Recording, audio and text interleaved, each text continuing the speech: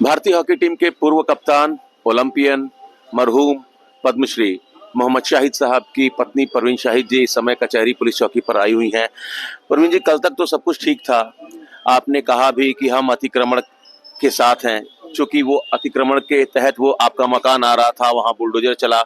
ये बात आपको पहले से पता थी। आप लोगों के परिवार ने मुआवजा भी ले लिया था। अब चौकी पर आने की जरूरत क्यों पड़ी?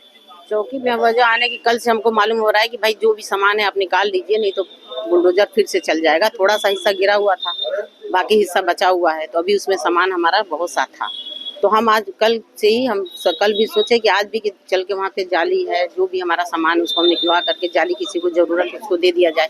दरवाजा है किसी को ऊपर का नहीं, हम ऊपर अपने हिस्से की हम बात कर रहे हैं। हम जो लोग उस घर में हैं उसकी हिस्से की हम उन लोगों की बात नहीं कर रहे हैं।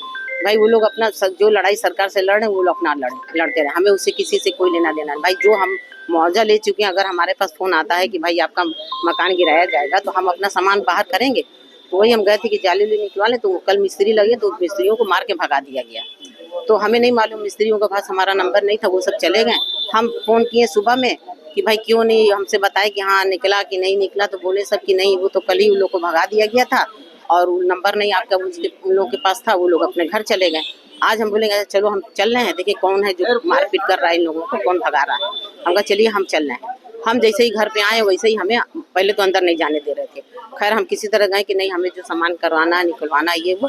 तो खैर सारी जो औरतें थी घर में खूब लड़ झगड़ रही थी इनसे कि नहीं इसका 9 हिस्सा करवाइए तभी हम लोग कुछ तोड़ने। हम कहा हम तोड़ने नहीं आए, हम अपना सामान लेने आए, अपना हम जाली भी निकलवाने आए। हम कोई मकान थोड़ी तोड़ेंगे, हम मकान तोड़ सकते हैं? भाई जो जिसका काम है वो तोड़ेगा।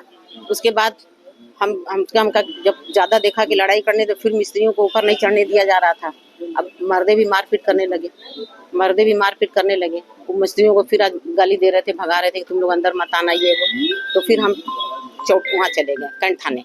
वहाँ गए, वहाँ से बात हुई हम लोगों की। बात हुई तो बोले कि नहीं आप जाइए, हमने फोन कर दिया है, आप वहाँ जाइए, जो आपको सामान निकालना है, जो आपको जाली निकलवा लीजिएगा। हम जैसे ही घर में आए हैं वैसे ही हम सीढ़ी चढ़ रहे थे, वैसे ही हमारे गले में हमारे जो ऊपर जो 2 लोग रहते हैं वो आकर के हमारा गला दबाने के बाद समझ इतनी तेज गला दबाए कि हम सांस नहीं ले पा रहे थे और हम हाथ पैर हमारा छटपटाने लगा था। अगर वो 10 मिनट नहीं रोकते तो हमारी सांस रुक गई होती। मतलब जान से मारने की कोशिश? हाँ बोल भी रहे थे कि आज तुम्हें हम जान से मार डालेंगे। ये मोइनुद्दीन और रियाजुद्दीन? हाँ, आज जान से हम मार डालेंगे।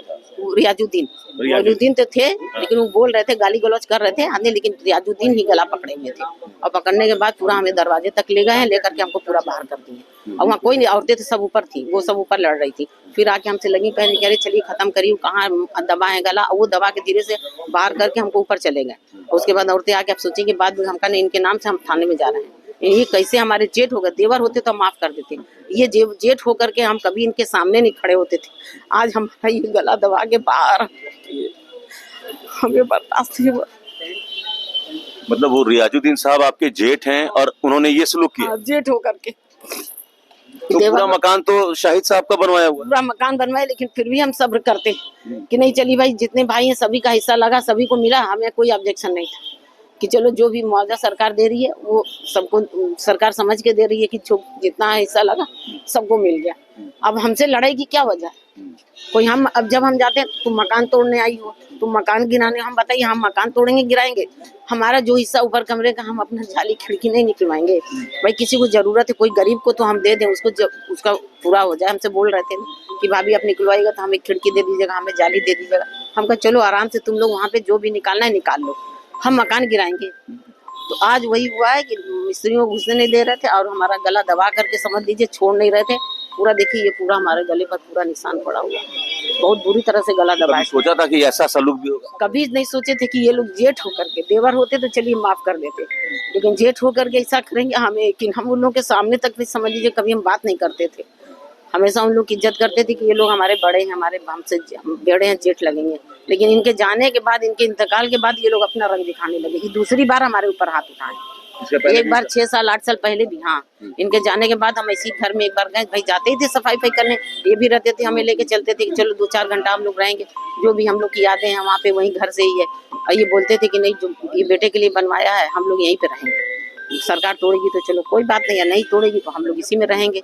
हम कभी कदार वहाँ चले जाते थे सामान धोने। इनके इंतकाल के बाद हम एक बार गए तो ये लोग हमको अंदर नहीं जाने दिए। फिर हम बोले कि नहीं, हमें कुछ जरूरी कागजात निकालना है, LIC का कागज है वहाँ पे अलमारी में हमारे रखा हुआ, तो खैर जाने दिए। उसके बाद फिर हम एक दिन और गए, उसके बाद बोले कि नहीं, आज के बाद तुम ये घर में नहीं आओगी, और इस घर में आओगी तो बहुत बुरा हो जाएगा। हम कहा क्यों, क्या बुरा कर लेंगे?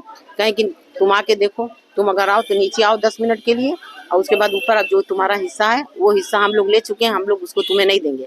ये पूरा मकान हम लोगों का है और इस मकान में तुम्हारा हक नहीं है, तुम जाओ यहाँ से। तो दूसरी बार ये हमला हुआ है? ये दूसरी बार हमला हुआ है। चलिए, तो अब तहरीर दे दी आप? हाँ, तहरीर दे दी। चलिए, तो अपने ही परिवार के लोगों के खिलाफ परवीन जी ने तहरीर दी है।